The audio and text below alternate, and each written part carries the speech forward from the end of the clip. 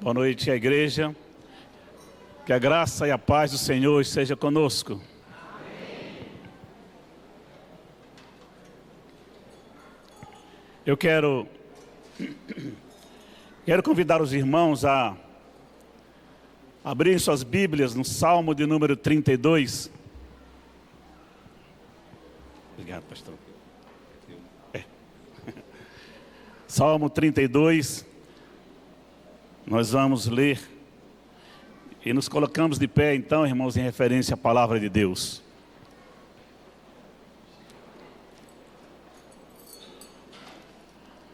Salmo 32.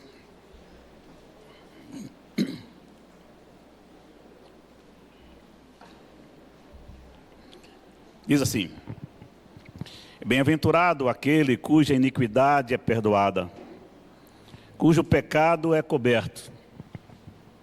Bem-aventurado o homem a quem o Senhor não atribui iniquidade e em cujo espírito não há dolo. Enquanto calei os meus pecados, envelheceram os meus ossos pelos meus constantes gemidos todo o dia. Porque a tua mão pesava dia e noite sobre mim, e o meu vigor se tornou em sequidão de estio. Confessei-te o meu pecado, e a minha iniquidade não mais ocultei. Disse: confessarei ao Senhor as minhas transgressões, e tu perdoaste a iniquidade do meu pecado. Sendo assim, todo homem piedoso te fará súplicas, em tempo de poder encontrar-te. Com efeito, quando transbordarem as muitas águas, não o atingirão. Tu és o meu esconderijo, tu me preservas da tribulação e me cercas de alegres cantos de livramento. Instruir-te-ei e te ensinarei o caminho que deves seguir, e sob as minhas vistas te darei conselho. Não sejais como o cavalo ou a mula sem entendimento, os quais com freios e cabrestos são dominados. De outra sorte, não te obedecem. Muito sofrimento terá de curtir o ímpio, mas o que confia no Senhor, a misericórdia o assistirá. Alegrai-vos no Senhor e regozijai-vos, ó justos. Exultai vós todos os que sois retos de coração. Amém. Pode sentar, irmãos. Vandeci, me dá só um pouquinho mais. Vandeci, por gentileza, me dá só um pouco mais de retorno. Obrigado.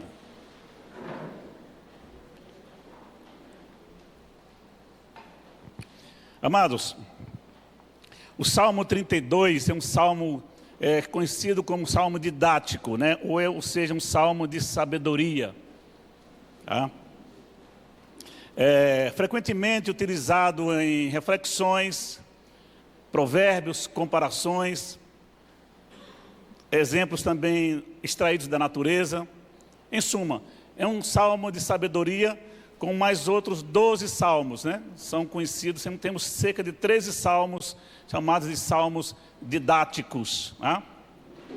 Também é um salmo que chamado também de masquil, porque ele é um salmo para ser lido, né, apreciado em determinados momentos da vida, em determinadas situações. Como falamos aqui, é de salmo de reflexão, um salmo de sabedoria. Então, esse é um salmo para determinadas situações, determinadas circunstâncias da vida em que estejamos passando. O Salmo 32 é um salmo que foi salmo de Davi, e ele vem após o Salmo 51, porque, como já estudamos aqui até na quarta-feira, o Salmo 51, ele é um salmo de Davi também, e é um salmo onde ele está confessando a Deus os seus pecados.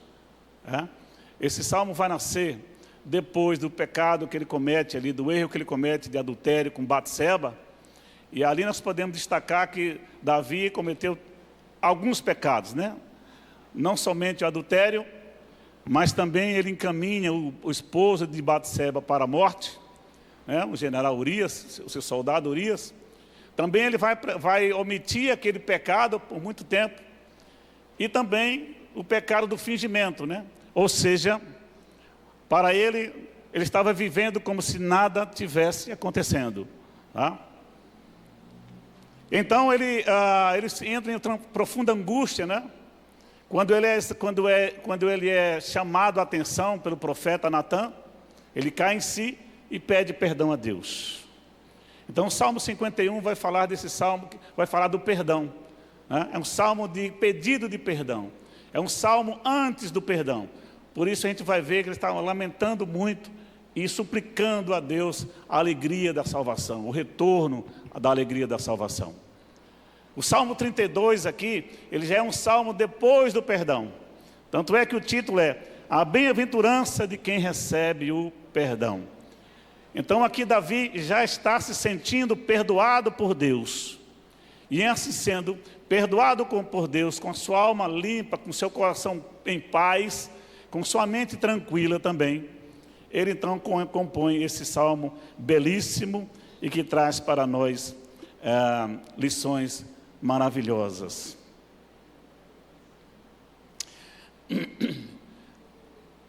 Existe uma obra de um autor francês chamado Victor Hugo. O nome dessa obra é Os Miseráveis. Victor Hugo, ele também compôs, foi quem escreveu também o Corcunda de Notre Dame. E aí ele traz a história de um personagem chamado Jean Valjean. Esse personagem, Jean Valjean, era um ex-presidiário. Ele foi preso porque roubou pão. Quando ele foi solto, ele foi acolhido, né, por um bispo de nome Miriel.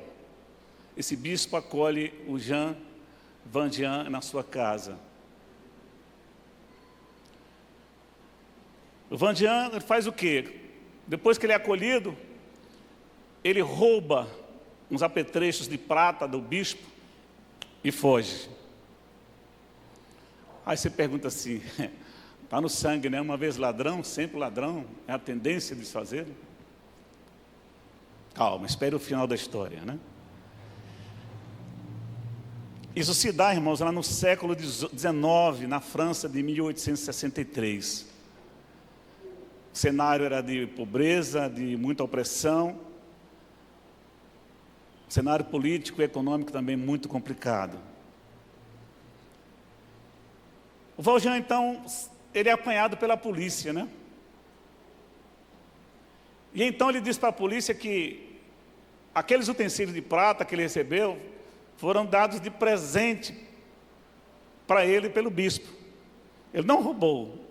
Ele disse, eu recebi de presente. Ele me deu. Aí a polícia diz, então vamos lá para averiguar essa história.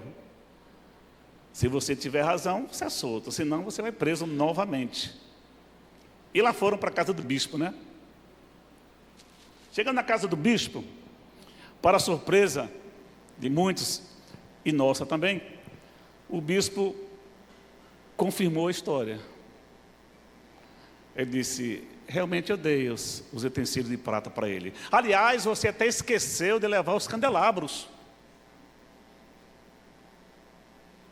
Não só lhe dei, você esqueceu os candelabros, ficaram aqui. Os candelabros que eu te dei. E a polícia então se afastou, né? O bispo confirmou a história, não tinha mais nada o que fazer ali, né? Quando o Valjean vai saindo, o bispo diz para ele assim, olha, leve os candelabros também, vende, use o dinheiro para se tornar um homem honesto, você já não pertence ao mal, mas sim ao bem, é a sua alma que eu acabo de comprar. O Valjean foi tocado por essas palavras do bispo, né? Não só para as palavras, mas como também a misericórdia dele, né? Do perdão. E ele vinha se tornar uma pessoa completamente diferente. Ele se tornou um homem honesto. Se tornou um homem honrado e altruísta. Cresceu na vida, prosperou bastante. E dedicou muito do seu tempo a fazer o bem às pessoas. Ele chega a adotar uma jovem, uma menina pequena, chamada Cosette, filha de uma senhora chamada Fantine, pobre também, uma jovem mãe que se foi abandonada e explorada. E ele pega essa jovenzinha e cria como se fosse a sua filha. Apesar desse amor e sacrifício, o Valjean ele continua sendo perseguido pelos seus algozes, né, que não acreditavam que ele tinha sido mudado, né, ou que ele havia mudado a sua vida. Então, ao longo da sua vida, ele vai enfrentar esses dilemas morais e os perigos, mas ele sempre vai procurar fazer o bem e proteger a quem ele ama. Viveu muito tempo se escondendo de uma culpa que ele não mais tinha, fugindo de uma culpa que ele não mais tinha. Ele sabia que tinha sido perdoado, mas a sua cabeça, a sua mente ainda teimava contra ele. Mas o coração, quando ele morreu, ele morre em paz, porque a sua consciência estava tranquila. Ele morre em paz, cercado daquelas pessoas que ele amava e que fez o bem também. Essa é a história de Jean Valjean. Nós vamos ver também aqui, irmão, no Salmo 32, uma história parecida. A história desse homem também é um pouco parecida com a nossa, irmão, porque um dia nós também conhecemos esse perdão, e apesar das nossas falhas, Deus nos amou e nos perdoou e nos mandou Jesus. E muitos de nós ainda vivemos com essa culpa na nossa mente, sem ter a certeza de se Deus realmente nos perdoou. Aí essa dúvida nos traz problemas com a aceitação da salvação, se devemos fazer o bem realmente, ou seja, às vezes teimamos, né, irmão, no nosso coração, na nossa mente, viver como se ainda não fôssemos perdoados, ou tivéssemos sido perdoados. Davi, esse salmista, não, o salmista, também foi um homem marcado pelo perdão e a benevolência de Deus. Ele recebeu isso do próprio Deus. Mas aqui no Salmo 32 a gente vai perceber, irmãos, que quando ele recebe esse perdão de Deus, quando ele se sente perdoado mesmo, ele vai expressar toda a sua felicidade, toda a sua tranquilidade por este novo momento na presença de Deus. Ele diz aqui, né? Bem-aventurado aquele cuja iniquidade é perdoada, cujo pecado é coberto.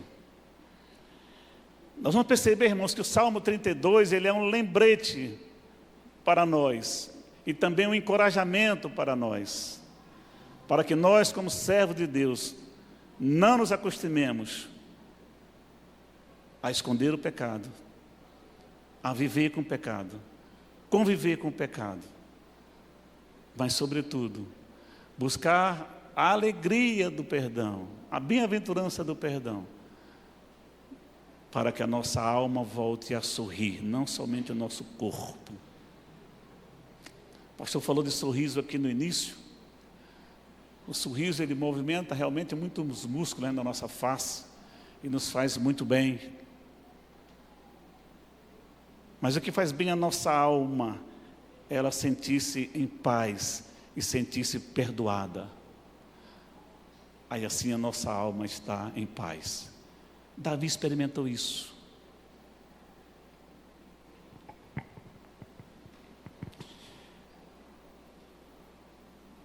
O primeiro versículo, irmãos, os dois primeiros, o segundo diz: bem-aventurado o homem a quem o Senhor não atribui iniquidade, em cujo espírito não há dolo. Aqui, irmãos, é a restauração do bem-estar, não é? Aqui é trazer de volta a alegria. É a alegria proporcionada pelo perdão de Deus. Bem-aventurado é aquele cuja iniquidade é perdoada. Ele está falando de todas as pessoas, de todos aqueles que são alcançados pela graça de Deus. Somente assim a nossa alma pode ter paz. Somente assim a nossa vida vai ter realmente um sentido de alegria. Ele vai dizer, olha, se essa falha, ela é perdoada, se ela é tolhida, se ela é tirada da nossa vida, melhor dizendo. Fazendo das nossas vidas um novo e outro momento com Deus. A Bíblia, irmãos, nos instrui a confessar os nossos pecados a Deus. Sim. Pecados aqueles que lembramos e devemos pedir a Deus também. A lembrança daquilo que cometemos e que porventura não percebemos. Para que Ele possa trabalhar em nossas vidas. Arrependimento, irmãos, a nossa confissão com arrependimento, a gente mostra a nossa vontade, o nosso desejo em estar novamente na presença de Deus, estar sendo novamente abençoado por Deus, estar novamente em paz com Deus. E nós não conseguimos sozinhos. O homem não tem a capacidade por si só de buscar a Deus e buscar o perdão, se Deus não lhe revelar. Mas a confissão, irmãos, e o arrependimento mostram a vontade de mudar. E nós estamos falando de arrependimento como fez Davi, um arrependimento sincero. Sincero. E a sinceridade, muitas vezes, falamos aqui hoje de manhã, a sinceridade muitas vezes não está nas nossas palavras, estão nos nossos corações. Porque com as palavras nós dizemos às vezes coisas que talvez queiramos que as pessoas escutem, ou até que o próprio Deus escute. Mas somente Deus é capaz de olhar e ver o nosso coração e saber se aquilo que estamos falando é uma verdade absoluta. Ou seja, se o meu pedido de perdão, se o meu arrependimento é realmente de coração. Davi, quando se arrependeu, ele chorou o seu pecado por dias. E essa sensação que ele teve foi que ele não seria perdoado. Parecia que seus problemas não iam passar. Ele vai dizer aqui mais na frente, né? A tua mão pesava sobre mim dia e noite, e o meu vigor se tornou em sequidão de estio. Ele sofria com o pecado. Ele sofria com a falta de perdão. O pecado incomodava a vida dele. Ele não era uma pessoa mais como antes. Ele sentia dores, não só na alma, mas também no corpo. E ele vai buscar a Deus de coração. E Deus o escuta e o perdoa. E ele vai dizer, bem-aventurado é aquele cuja iniquidade é perdoada, cujo pecado é coberto. Bem-aventurado o homem a quem o Senhor não atribui iniquidade, e em cujo espírito não há dolo. Veja a história lá do Jean Valjean. Ele vai em direção ao bispo, mas sabendo que ele era culpado. O que ele podia esperar do bispo? Ele dizer, não, ele realmente me roubou, ele me levou umas peças de prata aqui de casa. Ele recebeu um perdão que ele não esperava. Ele recebeu um perdão que ele não merecia. E ele não somente recebeu a bênção do perdão, mas também ele foi abençoado com outras coisas, para que a sua vida pudesse ser tocada para diante. Quando Deus nos perdoa, irmãos, pecados, não é porque nós merecemos. É por causa da misericórdia dEle.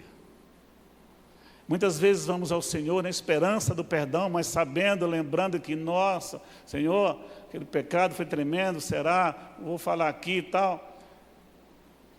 Mas com o coração quando fala.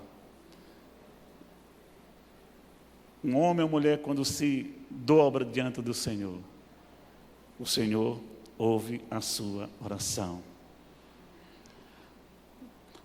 O dolo, irmãos, aqui é a vontade consciente em praticar o mal, praticar uma ação essa que venha produzir o resultado previsto na lei, ou seja, se fizer aquilo, a culpa é essa.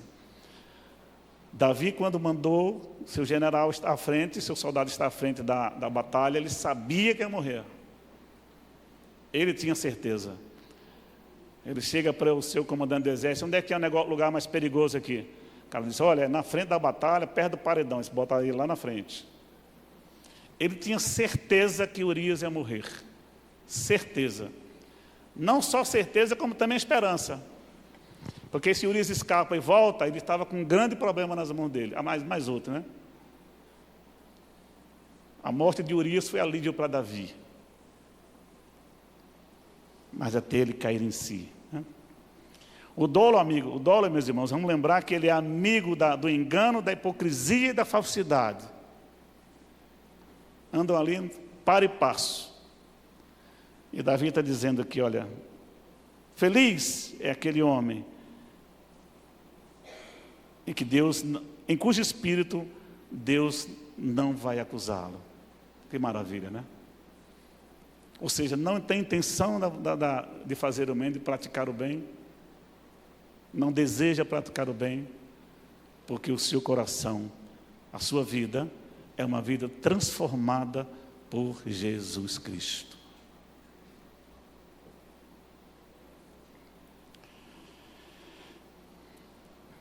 Enquanto calei os meus pecados, né? Envelheceram os meus ossos pelos meus constantes gemidos todo dia. Aqui Davi passa a refletir sobre o passado, né, irmão? Esse momento ele está feliz, muito feliz, mas daqui a pouco ele se lembra do que passou. Ele começa a refletir sobre o passado, né? Ele diz: enquanto calei os meus pecados, enquanto eu deixei de confessar, enquanto eu deixei de falar com Deus, enquanto aquele pecado ali não estava me incomodando, eu fui definhando na fé, na alegria e a própria vida dele também. O homem ou mulher de Deus não pode se contentar ou se acomodar em sua situação de pecado. Pecado é o erro contra a soberania e santidade de Deus. E nós temos que lembrar disso todo o tempo. Mesmo depois da nossa conversão, irmãos, nós estamos sujeitos sim ao pecado. Estamos sujeitos a pecar, claro. Mas para e passo nós devemos andar também com essa intenção, com essa vontade, esse desejo de coração do arrependimento. Porque o pecado ele vai dificultar a nossa relação com Deus e vai impedir o nosso crescimento espiritual. Então, se eu quero crescer em Deus, em Cristo, eu tenho que ter minha vida, minha alma perdoada por Deus. E também pode trazer coisas muito negativas, consequências negativas, né, irmãos? A mão do Senhor, Ele abençoa os seus, mas também pesa, como pesou sobre Davi. Davi estava desfalecendo. Alguns dizem que ele estava muito perto de dar a Deus esse mundo, até sentir a consequência, né? Saber o porquê estava passando por aquilo. A mão de Deus pesa. A sequidão de estio, irmão, que a gente vai ver aqui, ele vai falar no finalzinho, né? Aí ele faz uma parada, aquele famoso selar, né? Que algumas Bíblias trazem. Ele vai para dar uma paradinha aqui para observar o seu passado. Então essa sequidão, né? Essa sequidão de estio aqui falado, né? O estio é uma situação de verão, é uma situação muito quente, né? É uma situação de verão. É a estação mais quente, né? E seca do ano. Mas também em algumas traduções ele pode significar maturidade, viu? Idade madura. Ou no caso aqui de Davi, entende-se como falta de vigor espiritual. Ou seja, por isso que ele está dizendo aqui no versículo 4, a tua mão pesada sobre mim dia e noite, né? Meu vigor se tornou em sequidão de estio. Ou seja, a sua condição espiritual também ia definhando a cada dia. Outras versões, nós lemos na Bíblia, podemos confirmar isso, irmãos. Diz assim, ó, minha força evaporou como água no calor de verão, tá? A nova versão tradicional. Fazendo as minhas forças e que a seca, fazendo com as minhas forças o que a seca faz com um pequeno riacho, a Bíblia viva. Então aqui no Salmo 32, sequidão de estio, nós podemos ver que metaforicamente, para descrever o estado de angústia espiritual em que Davi esteve um dia, né? E ele está rememorizando isso. A partir do versículo 5, nós vamos perceber que aí já há disposição dele para confessar. Ou seja, ele se sente perdoado, ele fala do seu passado, mas aqui ele fala também desse momento de decisão. Isso é importante para nós. Porque talvez na nossa vida, em alguns momentos, a gente tente vacilar quanto à questão de pedir perdão ou confessar o pecado ou não a Deus. Aquele tal assim, depois eu falo, depois eu oro ao Senhor. Você sabe que cometeu alguma falha e depois eu vou falar com o Senhor, e esses dias vão passando e acaba não, aquele momento se concretizando. Então ele toma uma decisão e diz, olha, confessei-te o meu pecado e a minha iniquidade não mais ocultei. Disse, confessarei ao Senhor as minhas transgressões, e tu perdoaste a iniquidade do meu pecado. Então ele está dizendo que um dia ele tomou essa decisão. Ele teve a consciência de que tinha pecado contra o Senhor. Ele tinha consciência que estava em falha contra o Senhor. E tomou essa decisão. Eu vou ao Senhor pedir perdão a Ele. E essa sua palavra é acolhida por Deus, e ele já diz aqui, olha, e tu perdoaste a iniquidade do meu pecado. Olha que maravilha, né? Confessar o pecado, irmãos, é um ato de fé e de humildade. Confessar é admitir que Deus tem razão, que Ele está certo, e que eu devo, sim, consertar a minha vida. O pedido de perdão nos condiciona, irmãos, a que Deus nos perdoe, a que Deus nos busque e transforme a nossa vida. Se eu estiver em falta contra o Senhor, Ele não vai me perdoar se eu não falar. Por isso que é importante a nossa atitude. Ele vai falar aqui de transgressão. Transgressão é rebelião contra o soberano. Veja como é grave esse negócio. Quando ele fala em transgressão, nós estamos sendo rebeldes contra Deus. Significa que nós passamos do limite, do aceitável. Ele diz aqui, olha, Ele me perdoou as minhas transgressões, porque confessou os pecados ao Senhor. Então, confessar o pecado, confessar os nossos pecados exige de nós, irmãos, coragem para reconhecer e enfrentar o problema, e humildade, tá? Para reconhecer que Deus está certo e que eu preciso da sua graça e misericórdia. 6, ele diz assim, sendo assim, todo homem piedoso fará súplicas em tempo de poder encontrar-te. Com efeito, quando transbordarem muitas águas, não atingirão. Tu és o meu esconderijo, no 7. Tu me preservas da tribulação e me cercas de alegres cantos de livramento. Instruir-te-ei e te ensinarei o caminho que deves seguir. E sob as minhas vistas te darei conselho.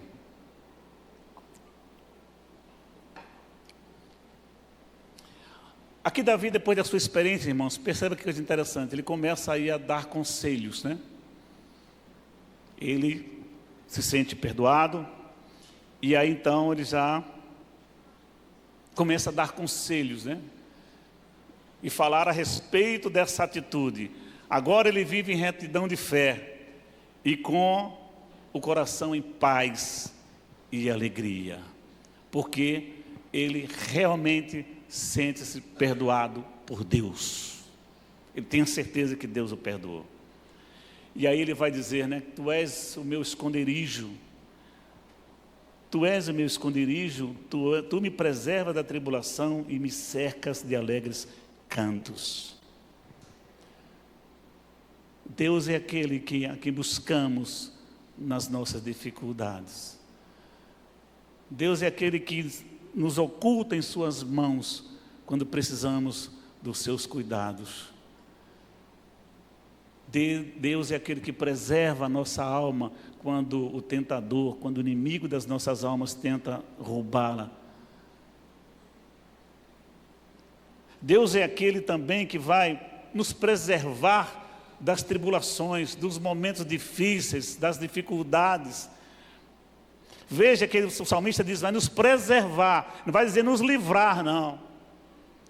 Mas diante das dificuldades, das tribulações, das intempéries da vida, Deus está cuidando de nós. Deus nos preserva, Deus guarda a nossa vida e nos conduz até onde Ele quer que devamos estar.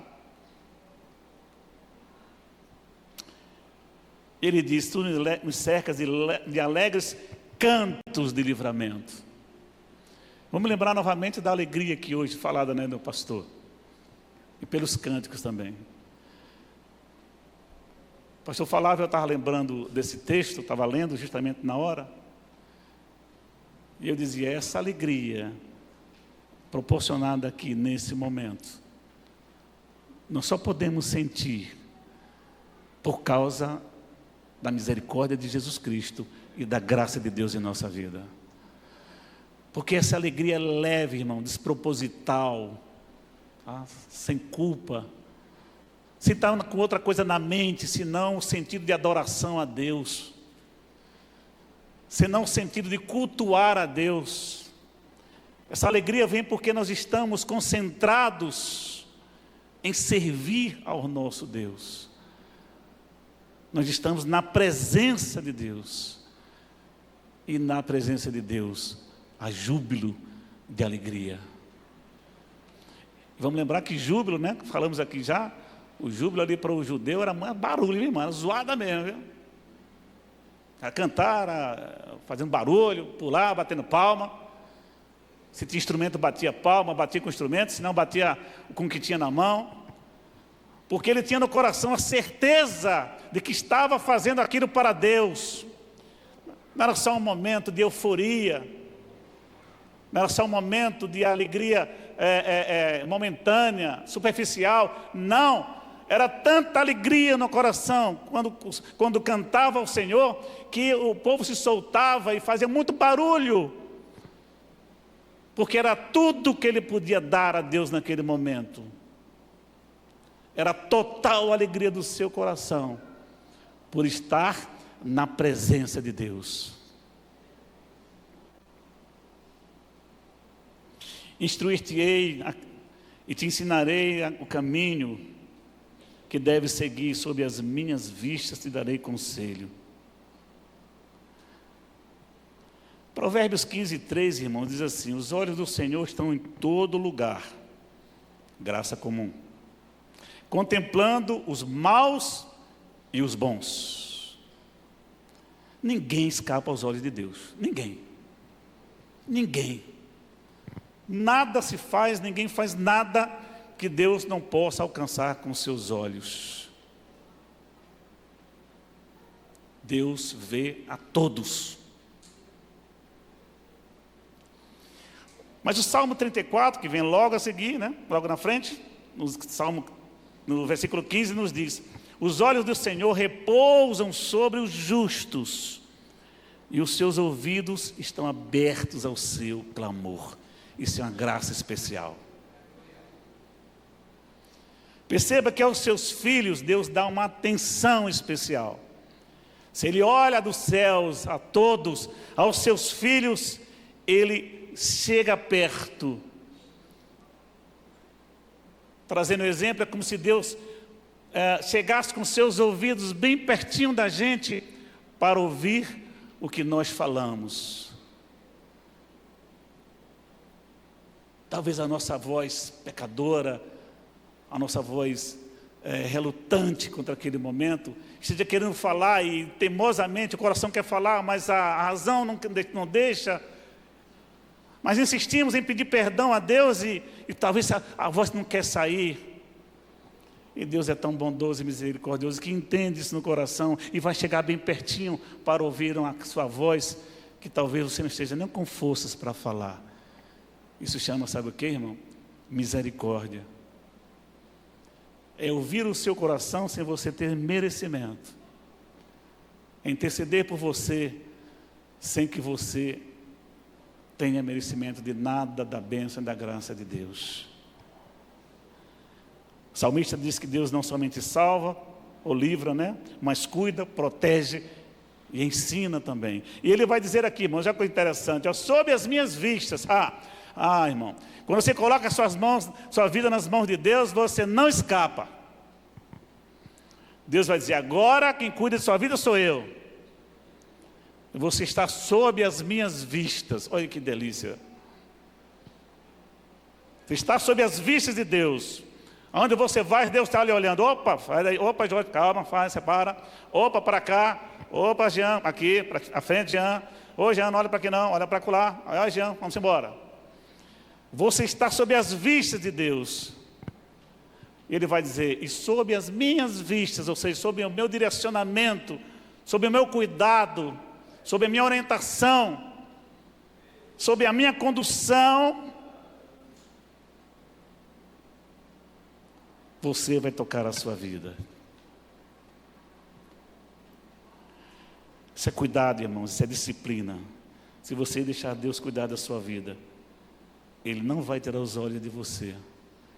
E os olhos do Senhor são infalíveis, como também a sua graça e a sua misericórdia.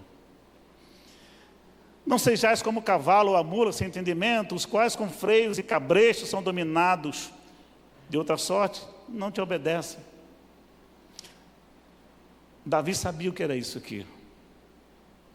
Um dia ele andou na presença de Deus, mas longe dessa presença, né?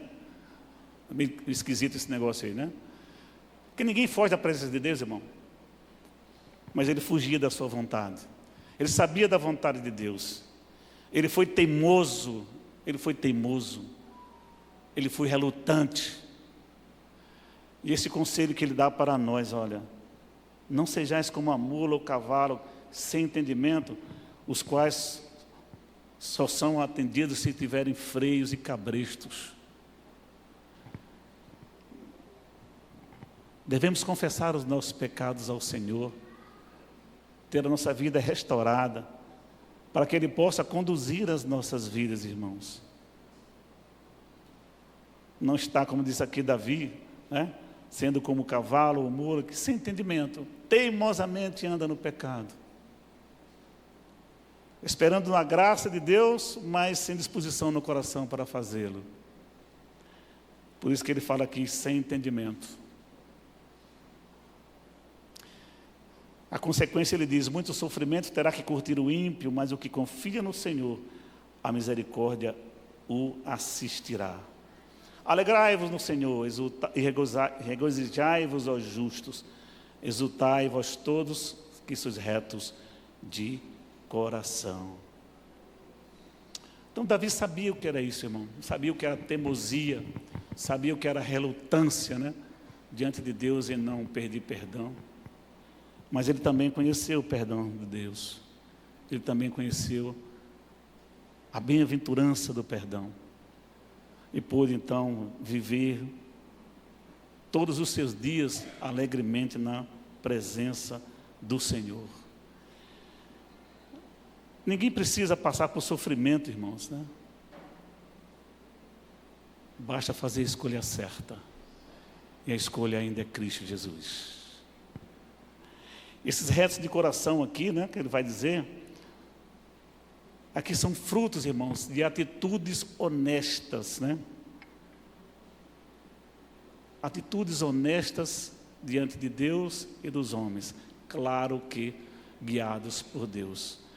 Ou seja, é o coração, é o homem ou mulher, aquele que está nas mãos de Deus, está sempre buscando cometer atitudes, fazer atitudes que sejam dignas do louvor e da honra de Cristo e de Deus.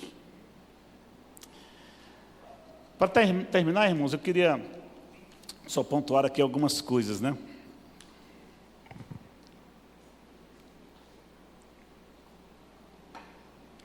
A primeira é a importância da confissão dos pecados, É importante que isso aconteça, porque o pecado é um dos principais impedimentos para a nossa comunhão com Deus. Tá? A comunhão com Deus, irmãos, ela é um vínculo de amor, é um vínculo de obediência. É uma amizade com Deus, E essa amizade, ela reflete em toda a nossa vida. Toda a nossa vida. É importante termos essa comunhão com Deus. E por que é importante, então, irmãos, a confissão dos pecados? A confissão prepara o caminho para o perdão. Ou seja, se eu não pedir perdão ao Senhor, Ele não vai me perdoar. Se eu não confessar, Ele não vai me perdoar. A confissão prepara o caminho para a adoração. Vamos lembrar de Neemias? Neemias 9:3 vai dizer: e os israelitas, levantando-se no seu lugar, leram no livro da lei do Senhor seu Deus, uma quarta parte do dia, a outra quarta parte fizeram confissão e adoraram ao Senhor seu Deus. Então eu confesso os meus pecados ao Senhor e posso trazer a Ele a minha adoração.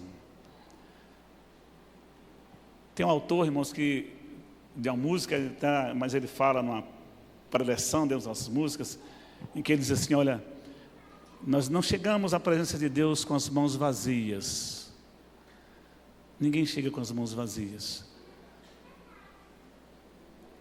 Estaremos sempre uma coisa para trazer ao Senhor. Eu quero trazer minha adoração, minha oferta, meu serviço. Mas a primeira coisa que eu trago ao Senhor é a confissão dos meus pecados. Porque eu estou lidando com Deus absolutamente santo. E eu, embora remido no sangue, lavado no sangue de Cristo, sou pecador. Tendendo ao pecado. Agraciado com a paz e a misericórdia de Cristo, sem merecimento. Suplicando a bênção do Senhor todos os dias. Todos os dias.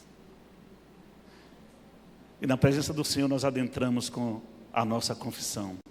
A confissão prepara o caminho para a reconciliação com Deus e com os nossos irmãos também. É pedindo perdão a Deus, se sentindo perdoado. E aí Deus vai dizer: agora faz o mesmo com o teu próximo. A mesma coisa. A confissão também ajuda a receber a graça de Deus. Nos ajuda a crescer em santidade. A confissão ajuda a preparar e receber ou participar de outros sacramentos, como a ceia, por exemplo. Lembra da história de Jean Valjean? Ele foi declarado justo quando tinha culpa. Além do perdão, também recebeu mais bênçãos. Mas para Valjean ficou um conselho: vai e muda de vida, a partir dessa graça que você recebeu das minhas mãos.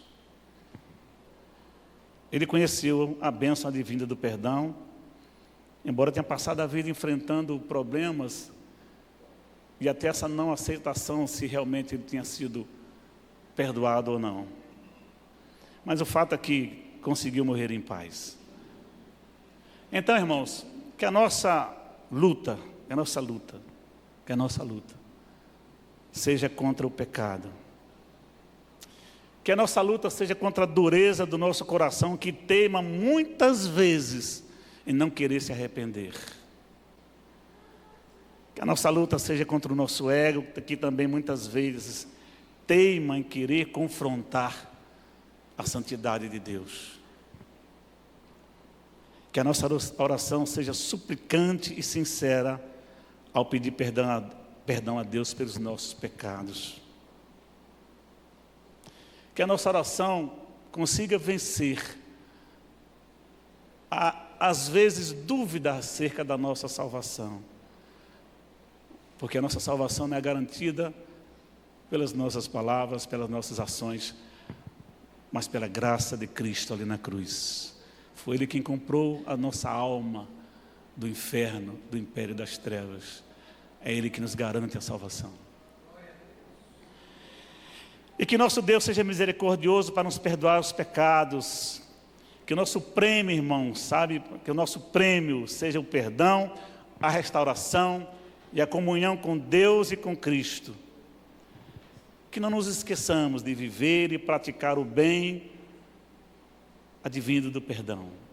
E finalmente, que a nossa motivação para prosseguir seja a certeza de que temos em Cristo Jesus a vida eterna. Amém?